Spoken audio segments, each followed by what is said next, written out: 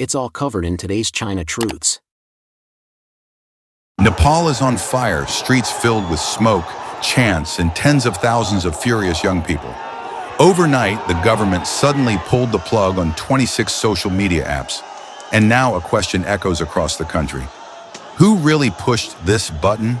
Was it just Kathmandu's choice, or does it carry the shadow of outside influence? Welcome to China Truths. Today we bring you the latest updates from Nepal, a nation that for years has been shaped and influenced by China. In a fragile Himalayan nation caught between India and China, politics has always been unstable. Short-lived coalitions, corruption scandals, and promises of progress that never reach ordinary people. Power cuts, rising joblessness, and frustration are daily life for millions. In this shaky environment, social media became more than just entertainment. For Nepal's Gen Z, YouTube, Instagram, and Facebook turned into lifelines, spaces for free expression, activism, and community. That's why the sudden ban hit like an earthquake. Leaders claimed it was about national security and protecting social harmony. But for many, it felt less like protection and more like silencing a generation. Traditional media is already tightly managed. Now, cutting off online spaces means erasing the last place where young voices truly mattered. The move drew immediate comparisons to Nepal's northern neighbor, where censorship is part of daily life, and critics warn that the Himalayan state may be drifting toward a similar model, one where talk of stability is used to mask control. But what shocked observers most was the reaction. The ban didn't quiet the youth, it ignited them. For older politicians, the crackdown seemed logical. For Gen Z, it was personal, their identity, their friendships, even their future, suddenly under attack, and they refused to stay silent. The night the ban was announced, dorm rooms and apartments emptied into the streets. Handwritten signs rose above the crowd. "Give us back our voice. We are not prisoners." Despite blackouts, young people spread the word through offline networks and VPNs. What started as campus protests swelled into mass demonstrations across cities. In Kathmandu's new road, trash bins were set on fire, roads blocked, and chants thundered into the night. "We are the future." Security forces pushed back with batons and tear gas, but the protests only grew stronger. This wasn't just another protest over fuel prices or political corruption. This was different. This was an entire generation standing up, cornered but defiant, fighting for the one thing they feel they still have left, their voice. From Kathmandu to Pokhara, from Bharatpur to small valley towns, the wave of anger spread like wildfire. Each protest grew louder, more fearless, and unmistakably youth-driven. Unlike past demonstrations dominated by political parties or labor unions, this uprising carries a new face, spontaneous, leaderless, and powered by Gen Z. Even with apps blocked, students still held up their phones, recording clashes, swapping videos offline, and writing slogans on school walls. Without the internet, we are blind. Silence the corrupt, not the people. Authorities never saw it coming. Police documents admit hundreds injured and dozens of government offices damaged. In Chitwan, a group of students pulled down a statue of a ruling party figure, a bold act that ricocheted across the country despite the blackout. The message was crystal clear. This wasn't just about losing Facebook or Instagram. It was a rejection of censorship and of the system behind it. Adding fuel to the fire are suspicions of outside influence. Commentators point out that Nepal's sudden blackout looks eerily similar to the strict online controls of its northern neighbor. Reports suggest the technical support may have come from telecom companies already operating inside Nepal, raising questions about who really benefits. Though officials deny foreign involvement, critics highlight recent deals with overseas state-linked firms. For young protesters, these connections confirm their worst fear, that their own government is importing censorship from China. In the streets of Lalitpur, students chanted, "We are Nepali. We decide our future." Some even burned paper symbols of foreign influence alongside government decrees. Whether true or not, the perception of interference has turned into a rallying cry, transforming anger into a nationwide movement. The government, meanwhile, is caught in a spiral of denial and crackdown. Leaders insist the ban is temporary, yet riot police now flood the streets. Curfews are announced but ignored as crowds continue to gather. Even inside parliament, chaos reigns. Opposition lawmakers storm out, demanding the ban's reversal, while some ruling party members privately worry the crackdown could backfire and sink the government's credibility. Outside Nepal, the world is watching. Human rights organizations condemn the blackout as an assault on free expression. Regional experts warn that ignoring Gen Z's frustration could destabilize the entire country. Global media draw parallels to past youth movements in Asia and beyond. Far from being discouraged, Nepal's young protesters embrace the comparisons, seeing themselves as part of a worldwide struggle for digital freedom and political voice. And so the flames continue to rise. Public squares are filled with smoke, chants echo through narrow alleys, and each day the resolve of Nepal's youth grows stronger. What began as outrage over social media has now evolved into something much bigger, a generational revolt against broken promises, disconnection from leadership, and the fear of a future decided without them. Overnight, the government pulled the plug on 26 social media platforms, echoing a mini version of China's Great Firewall. Officials called it a matter of national security, but for the younger generation, the message was clear. The state chose control over conversation. What happened next shocked the world. Gen Z, a globally connected generation, refused to be locked inside a digital cage. What began as anger online spilled into the streets with breathtaking speed. Protests erupted everywhere. What was once scrolling, chatting, and posting turned into burning barricades outside government offices. This fight isn't just about censorship, it's about survival. For young Nepalis, social media wasn't just entertainment, it was opportunity. Online shops, activism, art, freelancing, all vanished in a single order. A cafe owner in Kathmandu put it bluntly, "We lost 70% of our customers in 1 week. Without Instagram, nobody knows we exist." Soon, the protests escalated into a nationwide showdown. Parents begged children to stay home, while young people accused elders of complacency. The divide wasn't just on the streets, it was inside living rooms. And then came the political earthquake. On September 9, 2025, Prime Minister KP Sharma Oli resigned under massive public pressure.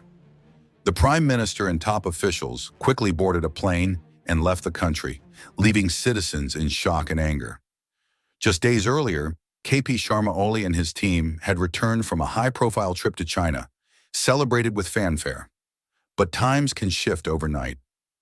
When leaders lose touch with their people, the consequences are never far behind. The crisis isn't over. Flights were diverted, parts of Kathmandu turned into battlegrounds. But one truth is already undeniable. Nepal's Gen Z has made their voice impossible to silence. At the heart of Nepal's crisis lies a broken bond between people and power. What was once trust in the state has crumbled into suspicion. Police, once respected as protectors, are now seen as instruments of force. Officials defending the shutdown are accused of betrayal as chants in the streets grow louder, not just against censorship, but against corruption and outside influence. Internationally, Nepal's image is also taking a hit. The world used to know it as the land of mountains, temples, and peace. Now headlines show burning barricades and clashes with police. Families abroad, sending money home, watch nervously, unsure if their loved ones are safe. Aid groups warn that instability could scare off investment, slow development, and push even more young Nepalis to seek work overseas. But the biggest loss is something you can't measure in numbers: the loss of hope. For Gen Z, the shutdown felt like more than censorship. It was proof that their leaders see them as enemies instead of partners in building the future. When hope disappears, desperation takes its place. That desperation is written across Kathmandu's burning streets, in chants rising from Pokhara to Biratnagar, and in classrooms where students refuse to return as if nothing happened. The suffering is everywhere. Teachers who tried to calm students were dragged into the chaos. Shopkeepers who built their lives around online sales saw businesses destroyed. Even police officers, underpaid and exhausted, are torn between carrying out orders and facing the anger of youth the same age as their own children. Nobody has been spared. The ban meant to silence the people has instead magnified their fury.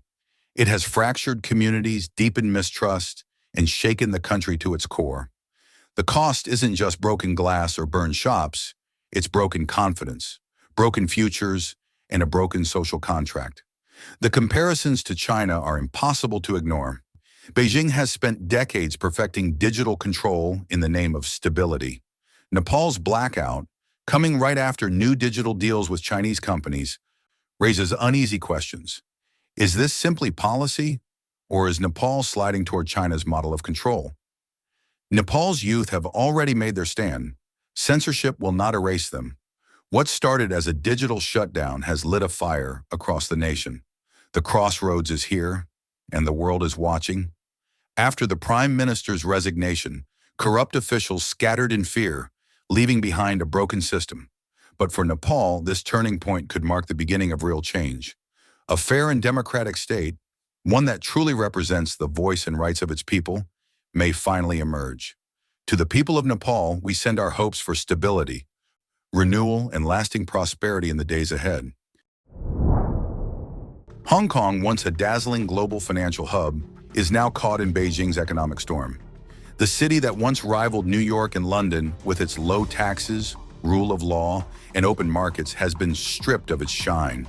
Since the 1997 handover, Hong Kong has drifted closer to the mainland's model, its unique advantages fading one by one.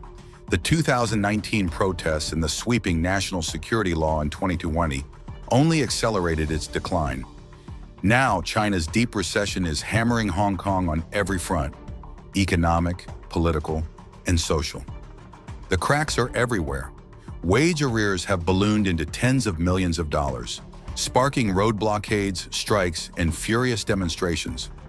Workers are scaling scaffolding, holding banners, and demanding the pay they're owed, while police are dispatched to contain the anger. The construction industry isn't alone. The city's catering sector, once thriving, is crumbling. Bankruptcies, debt, and unpaid wages are gutting restaurants large and small.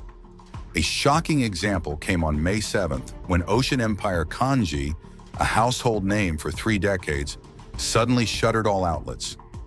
Nearly 100 workers rushed to the Labor Department seeking $15 million in overdue pay, many having gone an entire month without wages.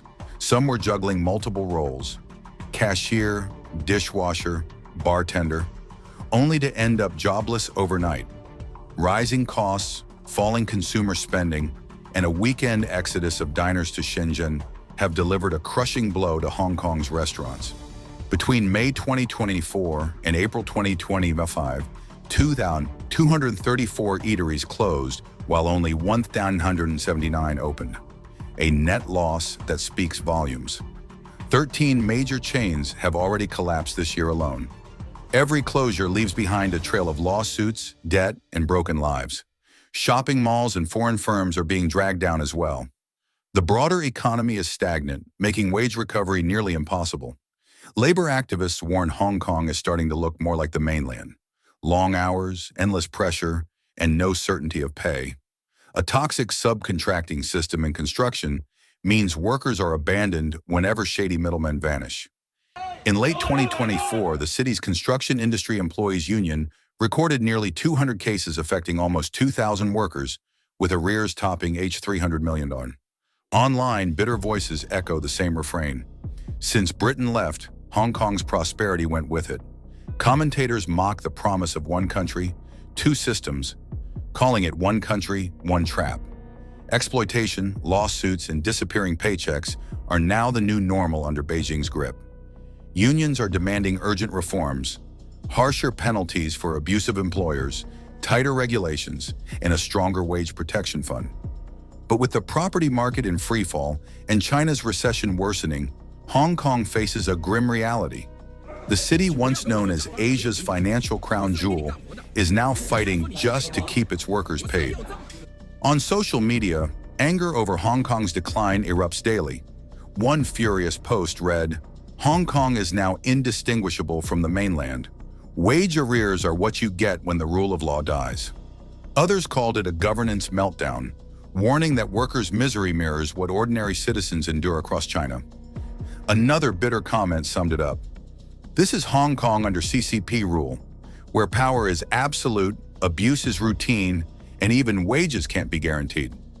Sarcasm turned dark in another viral post. Congratulations, Hong Kongers. You finally joined the happy life of Chinese citizens. Next step, kneeling. They'll make you kneel when you protest, brand you with health codes, ban you from traveling to Beijing, cut off your internet, freeze your accounts, track you as troublemakers, and if nothing works, they'll throw you into a psychiatric ward.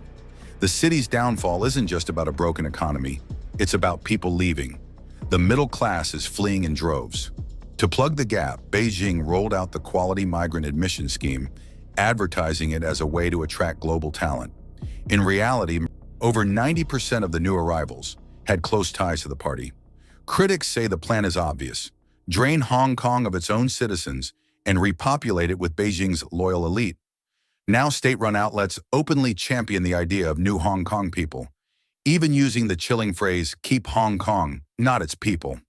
That slogan has shaken locals to the core, fueling fears that the city will be rebuilt as nothing more than a mainland clone. The promise of one country, two systems still lingers, but few believe it anymore. When the Basic Law was signed, Beijing swore Hong Kong's freedoms would survive until 2047. But after that, the law says nothing. Independent analyst David Webb laid it bare in a fiery speech at the Foreign Correspondents' Club this May. Hong Kong's uniqueness came from its contrast with the mainland. We once had a lean government that focused on essentials, education, healthcare, a safety net. Slowly, we've slid into Beijing-style central planning. His warning was stark. After 2047, what will law students even study? Hong Kong law or Chinese law? He ended with a blunt truth. Our prosperity was born from laissez-faire. That era is gone. The real question is not just whether Hong Kong's economy can bounce back, but whether this city can ever reclaim its freedom, trust, and identity. Meanwhile, Shanghai trembles under its own storm. Panic has gripped the property market. Even the richest families are liquidating assets at breakneck speed. For ordinary residents, it feels like more than a housing crash. It feels like the prelude to chaos. One woman confessed in fear, "I scrolled through the listings last night. My hands shook. There are 160,000 homes up for sale." Please share your thoughts in the comments section below. We will keep reporting on the COVID surge in China, so don't forget to subscribe to our channel and turn on the notification bell to get the latest videos. And thank you for tuning in.